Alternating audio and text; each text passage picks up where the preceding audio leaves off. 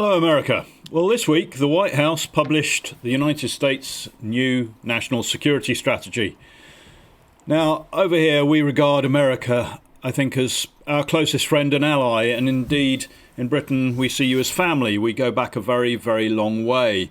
And only last week, in Letter to America, I talked about how your own Bill of Rights was actually based on the rights that were first established by the English barons in the Magna Carta in 1215, a royal charter signed by King John.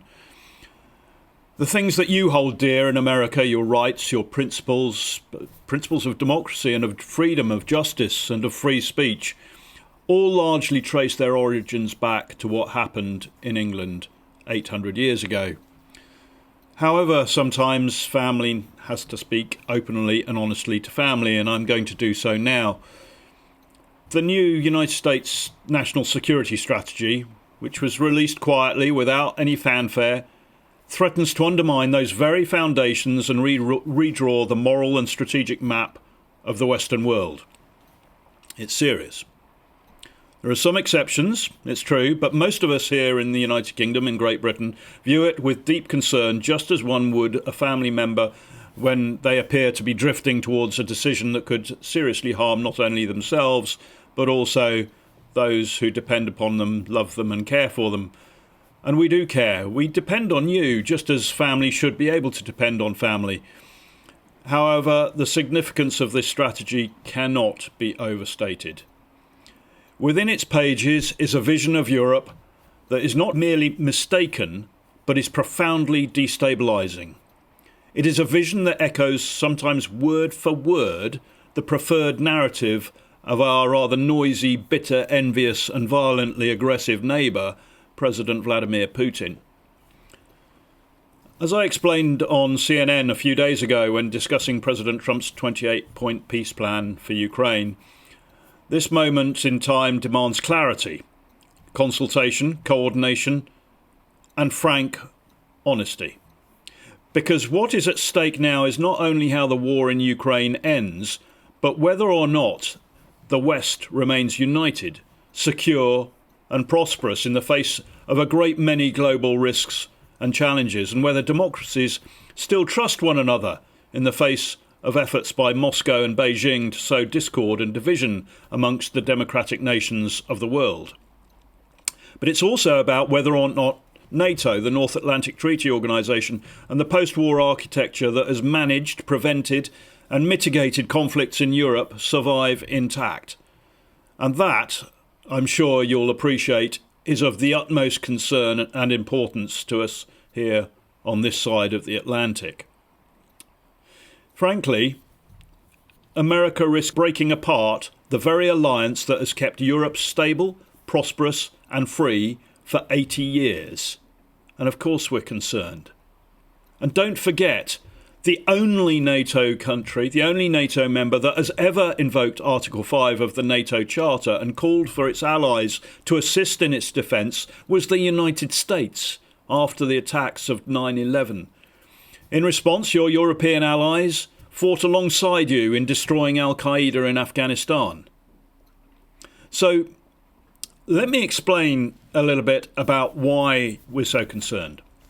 Buried deep in the national security strategy is the most astonishing line. And I'm quoting, "A large European majority wants peace, yet that desire is not translated into policy in large measure because European governments subvert democratic processes." That's astounding.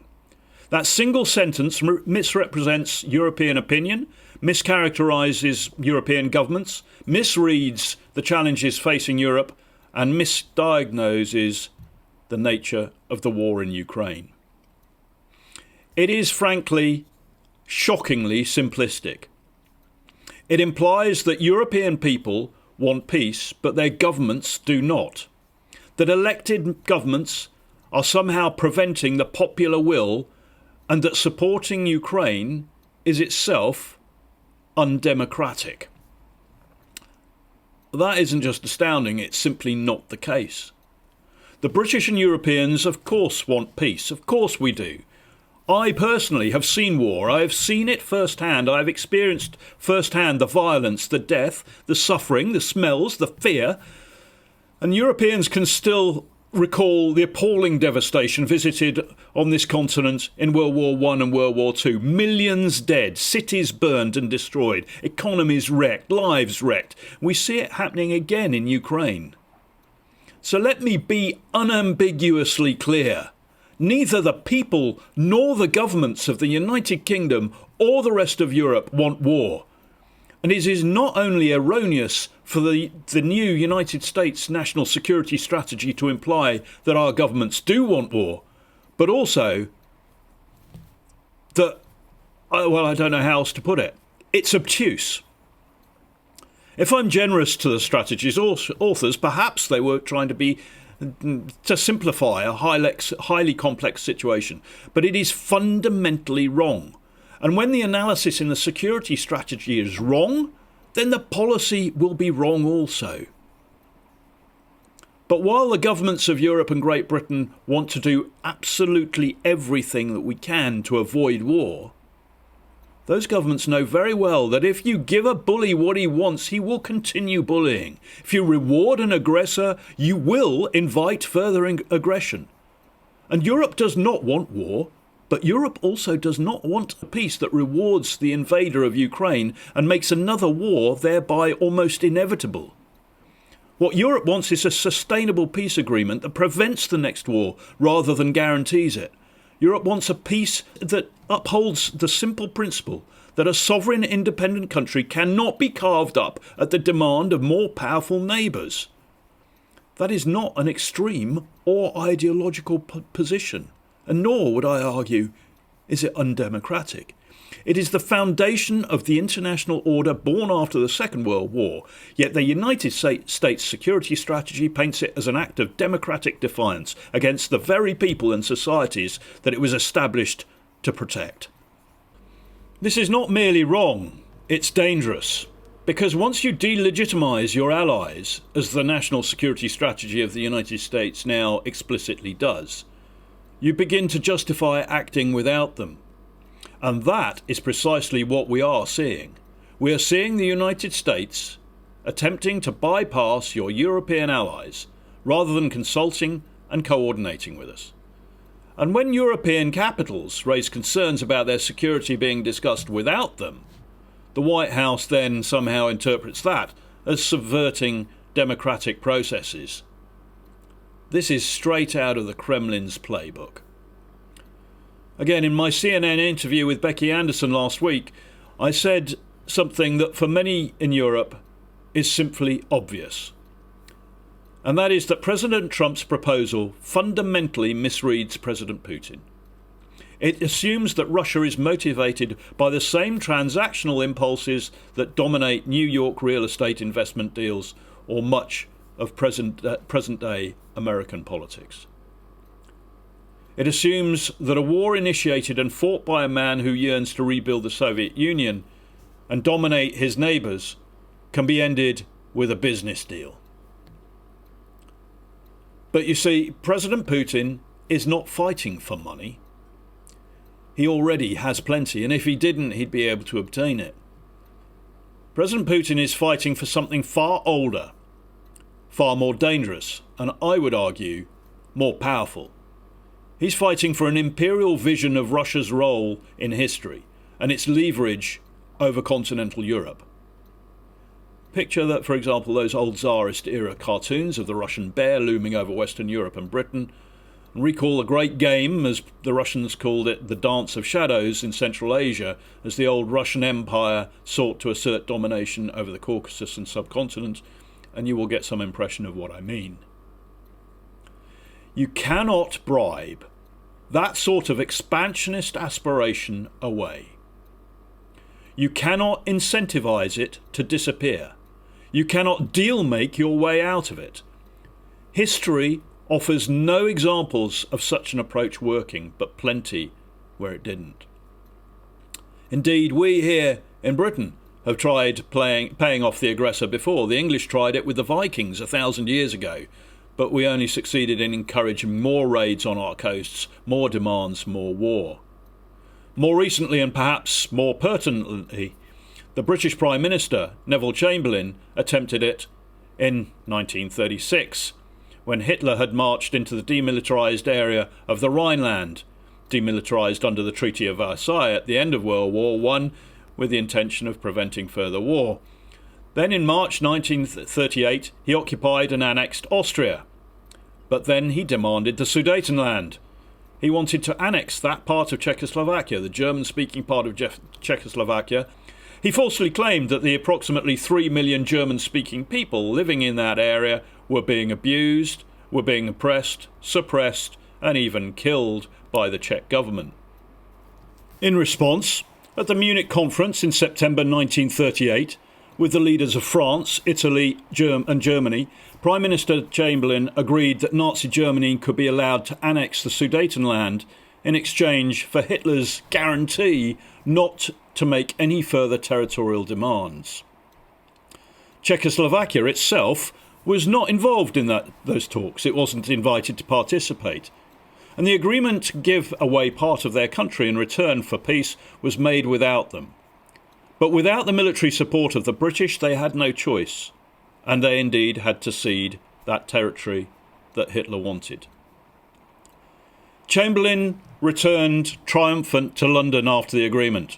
He waved a piece of paper in the air as he stepped down from the aeroplane and declared, "I bring peace in our time." Well, the next day Germany marched its troops into the Sudetenland, as it was agreed that it could do, and annexed it.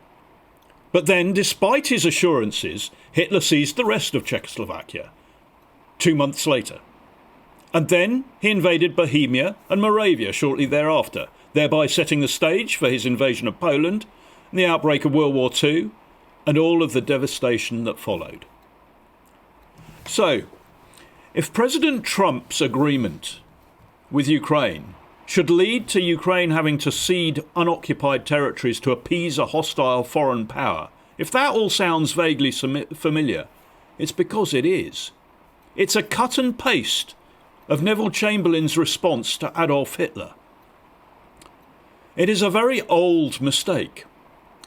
It's dressed now in the language of pragmatic deals, but it is still the same thing. It is appeasement of an aggressor, and it is equally destined to failure and catastrophe. So when Europe, which has gone through this before, and which has learnt the lesson, responds with alarm to the idea of rewarding an invader, it is not, as your national security strategy says it is, because European governments are subverting democratic processes. It is because those governments, those European governments, understand well, from hard, bitter experience, what appeasement leads to. It does not lead to peace. It leads to even worse war later on. The truth is, the British and our European allies do not want war. We do not want escalation, nor do we want a settlement, though, that is imposed by outside powers and that hands President Putin precisely what it is his invasion was intended to achieve. We, the people of Europe, and our governments, fully recognise the stakes. We know what war is, but if we reward Putin for his aggression now, we will have to pay again later. In the Baltics, in the Balkans, in Moldova, perhaps even further west, perhaps even in Poland. It is not warmongering to refuse to reward an aggressor. It is loyalty to the very principles that have kept Europe safe and at peace since 1945. And to suggest that European governments are ignoring the messages is not only inaccurate, it undermines those governments. The very democratic institutions that America has always encouraged Europe to build and protect. Together, we've tried to spread democracy, justice and freedoms around the world, not to undermine them. The national security strategy that goes on, though, and it states that the United States should begin, quote, cultivating resistance inside European countries in order to change their trajectory. America, I cannot overstate how serious this is.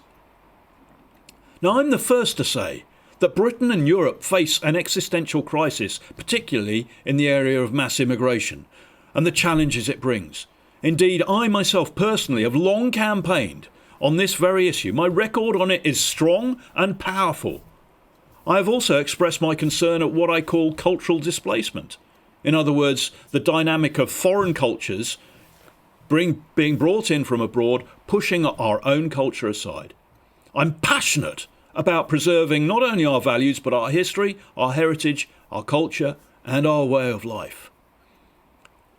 However, for the first time in living memory, a United States government document, your country's national security strategy no less, suggests that Washington could actively encourage political movements inside allied democracies and empower them against their own governments.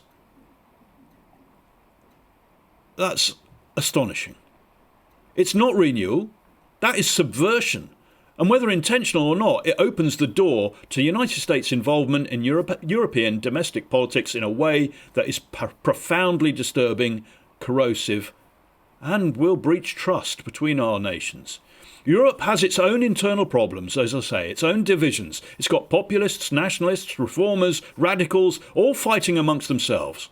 But it also has legitimate institutions, old ones, stable ones, in which legitimate debates about immigration, sovereignty, identity, the economic direction all take place. And those debates are for Europeans to resolve through persuasion, elections, negotiation, compromise, not through subversion from Washington, subversion that undermines the very institutions that we so desperately need to be reinforcing and strengthening as our defence against moral, social, cultural and economic decay, as well as practical security against powers like Russia.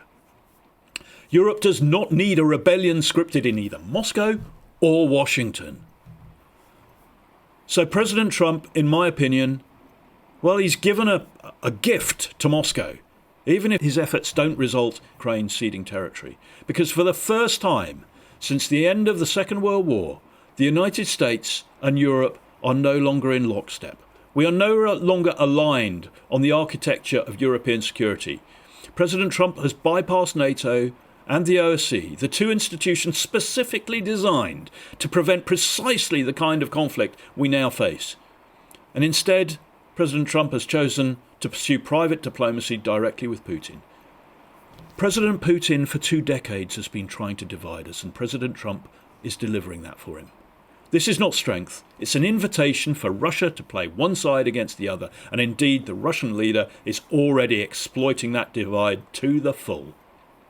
This week, he too blamed Europe for hindering peace negotiations, exactly as I predicted that he would, because he's now able to, because we're divided, because President Trump has allowed it.